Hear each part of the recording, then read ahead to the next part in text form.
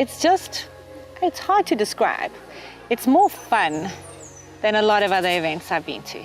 And I think because you have a smaller group.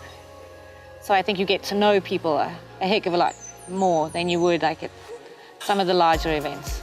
The one thing that I picked up is there are a bunch of guys that are riding with us in the third pack, and they're all strangers, but they get on well, they help each other through, and you form new relationships and friendships. And so to me, that was really cool. It's now I'll go back and I'll talk about Fabian and Nick, such great guys, and Dave and his son, such nice guys. Kim, her memories and her travels through the US. So it's like, wow, you know, I've been there and I could relate to them. So very friendly people, and that's what I can take back, is that everybody here is really friendly.